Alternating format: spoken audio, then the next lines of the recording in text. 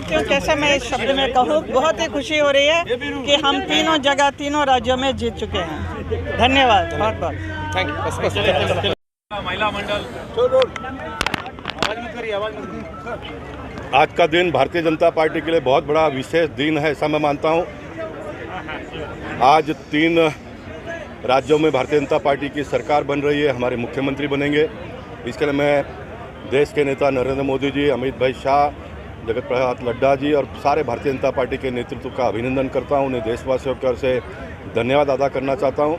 और आज खास करके मेरे मतदार संघ में 7 एकड़ के भूखंड पर थीम पार्क का भूमि पूजन आज हुआ, जिसमें सुप्रसिद्ध फिल्म अभिनेत्री सांसद हेमा मालिनी जी आई, भागवत आचार्य भूपेंद्र भाई पंड्या आए, महाराष्ट्र के उप मुख्यमंत्री हमारे नेता देवेंद्र फडणवीस जी की धर्मपत्नी अमृता फडणवीस जी आई, बहुत हमारे मुंबई भारतीय जनता पार्टी के अध्यक्ष एडवोकेट आशीष शेलार जी, चारकोप के विधायक योगेश सागर जी और हजारों की संख्या में कार्यकर्ताओं ने आकर हमें आशीर्वाद दिया। ये 7 एकड़ के भूखंड को हम 1 साल के अंदर विकसित करके आने वाले 25 तारीख को, जब देश के पूर्व प्रधानमंत्री अटल बिहारी वाजपेयी जी का जन्मदिन और क्रिसमस हम मनाने वाले हैं, ऐसे अवसर पर हम इसका लोकार्पण करने का हमने तय किया है।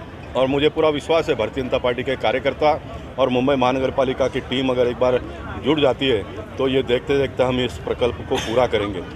ये मेरे जीवन के जितने सारे प्रकल्प मैंने बनाए, उसमें सभी प्रकल्पों में मुझे संघर्ष करना पड़ा और ये प्रकल्प के ऊपर भी मैंने 8 साल परिश्रम का पराकाष्ठा मैंने की और 6 कलेक्टर के साथ में फॉलोअप करते करते हुए ये ज़मीन हमने मुंबई महानगर पालिका के पास सुपुर्द किया। मुंबई महानगर पालिका के उपायुक्त शंकर वारजे और सहायक आयुक्त किरण डिगावकर जी का इसमें बहुत बड़ा योगदान रहा है। हमारे मुंबई के पालक मंत्री मंगल प्रभात लोढ़ा जी का भी इसमें बहुत बड़ा योगदान रहा है। वो आज के कार्यक्रम में आने वाले थे, लेकिन अर्जेंट मीटिंग लगने की वजह से वो आ नहीं पाए, लेकिन उनका भी इसमें बहुत बड़ा योगदान है। मैं मानता हूँ कि उत्तर मुंबई के जनता ने जो मुझे प्रेम दिया, जो आशीर्वाद का बरसाव मुझ पर किया और पार्टी के कार्यकर्ताओं ने जिस लगन से मेरा साथ और सहयोग दिया, उसके आधार पर ये सारा बनते जाता है और यही प्रेम और सहयोग आने वाले दिनों में भी मिलता रहेगा। तो इस प्रकार के अनेक प्रकल्प हम भारतीय जनता पार्टी के कार्यकर्ताओं के साथ मिलकर आने वाले दिनों में उत्तर मुंबई में खड़ा करेंगे। सर, एक सवाल है कि कहीं न कहीं अमृता देवेंद्र फडणवीस ने कहा है कि आप गार्डन के सम्राट हैं और कहीं कहीं जब आम जनता के बीच की बात आती है तो वहाँ पे मसीहा के रूप में आपको गार्डन का माना जाता है, इस पर क्या कहेंगे सर? देखिए, ये लोगों का बड़ापन है कि वो इस प्रकार का उपाधि मुझे देते हैं, लेकिन मैं हमेशा अपने आप को एक सामान्य कार्यकर्ता सेवक के रूप में ही मानकर चलता हूँ। मैं पैदा हुआ हूँ सेवा करने के लिए और मुझे इतने बड़े पैमाने पे लोगों का सेवा तो सभी लोग करते हैं, लेकिन मैं भाग्यवान इसलिए हूँ कि मुझे इतने बड़े पैमाने पे लोगों का सेवा करने का अवसर प्राप्त हुआ, जिससे मैं उसी में सुखी हूँ। उद्यान का क्या तात्पर्य है, कैसे इसका नाम? मियावाकी उद्यान ये पॉल्यूशन कंट्रोल करने में बहुत बड़ा इसका लाभ होता है, योगदान होता है इसमें। ये बहुत ही कम समय में पेड़ ये बड़े होते हैं और उत्तर मुंबई में खास करके बोरीवली ने जो पॉल्यूशन लेवल को कंट्रोल किया है, वो मलाड के पॉल्यूशन लेवल के वजह से वो थोड़ा दब जाता है। मुझे लगता है कि ये सपोर्ट मिलेगा। तो 4 साल के पहले महाबलेश्वर का जब टेम्परेचर 13 था तो बोरीवली का 12 था, यानी महाबलेश्वर से भी ज़्यादा ठंडी बोरीवली में थी।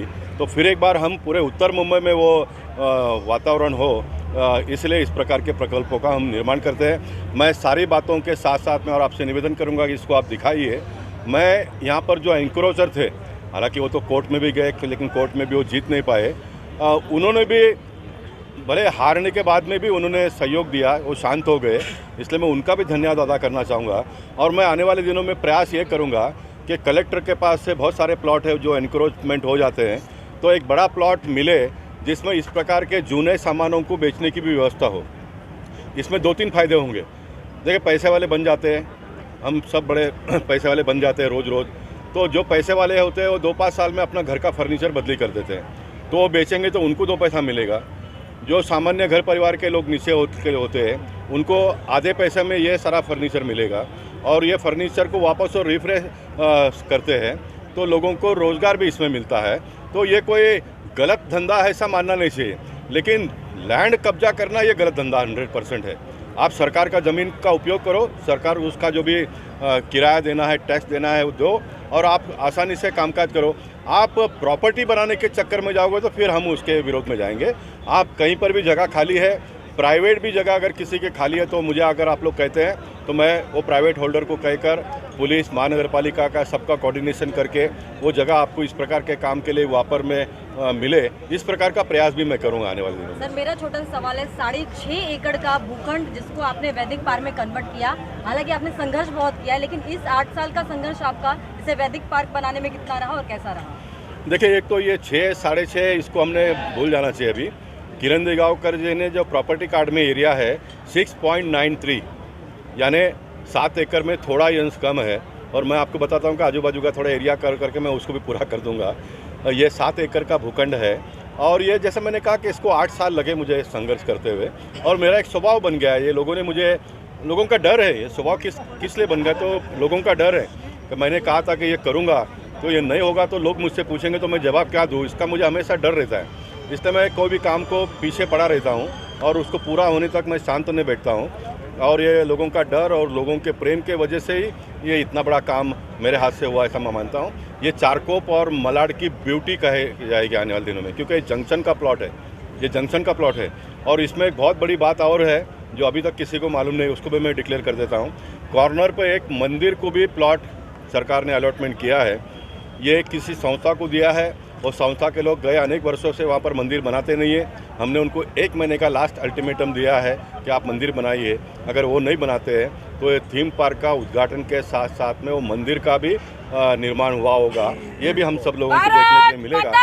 और कुल मिलकर मैं ऐसा कहता हूँ कि हम सब मजदूरी करने वाले लोग हैं। ये परमात्मा ने तय किया है पहले से। अब पूरे मुंबई में ऐसा कोई प्लॉट मंदिर के लिए उपलब्ध नहीं है। ये मंदिर